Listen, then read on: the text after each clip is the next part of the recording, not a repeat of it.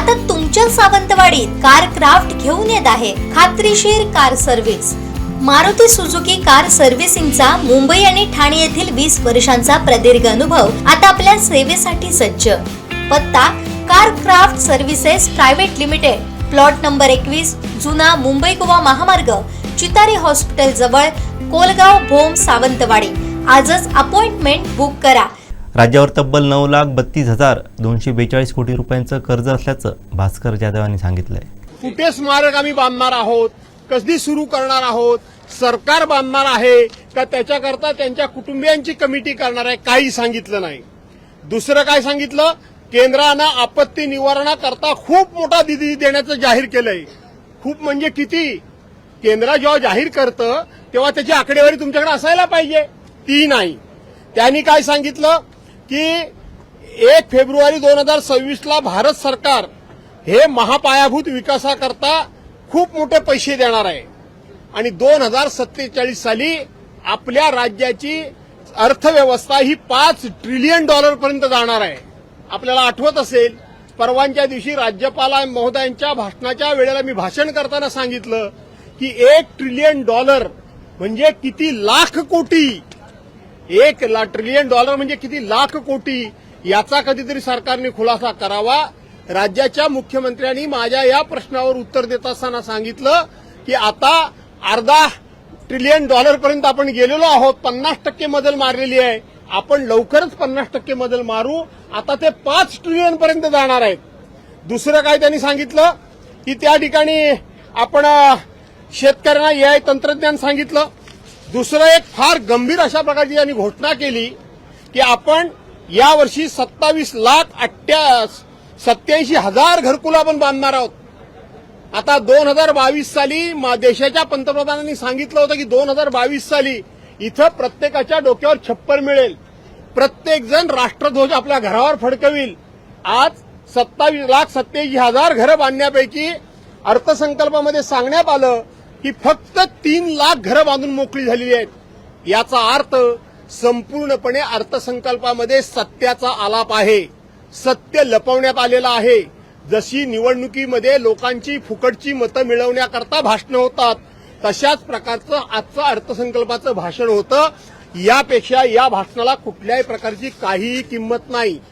त्यांनी अनेक greenfield road आम्ही तयार करणार म्हणून सांगितले, अनेक सिमेंटचे रोड करणार म्हणून सांगितले, मुख्यमंत्री ग्रामविकास मार्फत आम्ही रोड करणार म्हणून सांगितलं। कशातून करणार? त्याला आउटलेट किती आहे, त्याला किती निधी लागणार आहे? आपल्याला आठवत असेल की आपण गेल्या वर्षी ज्या आपल्या राज्याचा बजेट झालं 5,60,000 कोटीचं, जे बजेट 5,60,000 कोटी, 5,60,463 कोटीचं गेल्या वर्षी बजेट होतं, त्यातले विकासावर पैसे फक्त खर्च झाले, ते विकासावर खर्च झाले 2,54,560 कोटी, 2,54,560 कोटी। याचा अर्थ राज्याच्या एकूण महसुलाच्या फक्त आणि फक्त 23% रक्कम ही गेल्या वर्षी खर्च झालेली आहे। आज राज्याच्या डोकीवर 9,32,242 कोटी, 9,32,242 कोटीचं कर्ज आहे।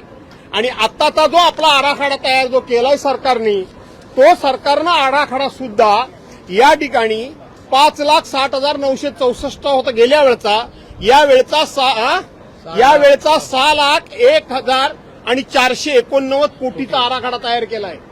आणि त्याच्यामध्ये गेल्या वेळेला जी तूट होती ती 45,898 कोटीची होती। या वेळेला जी तूट आहे, महसुली तूट आहे, ती 40,552 कोटीची तूट आहे।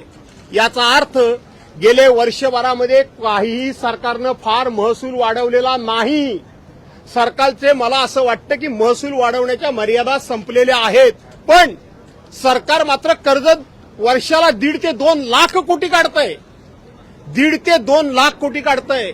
इथं कर्जावर कर्जाचे हप्ते, व्याज, पगार, पेन्शन आणि सरकारी देणी ही जर बघितली तर जवळ 73 ते 74% महसुलाच्या रक्कम ही त्या ठिकाणी या गोष्टीवर खर्च होते आणि राज्याच्या विकासावर 22 ते 23% फक्त रक्कम खर्च होते. कशा पद्धतीने तुम्ही 1 ट्रिलियनची या ठिकाणी इकॉनॉमी तयार करणार? लोकांना फसवण्याचं काम या ठिकाणी करतायत. हे सरकारी आकडे आहेत, हे माझे आकडे नाही आहेत. आणि म्हणून आपल्या सर्वांना मी एवढंच सांगतो की हा अर्थसंकल्प म्हणजे फक्त आणि फक्त एक वाचनाचा कार्यक्रम होता.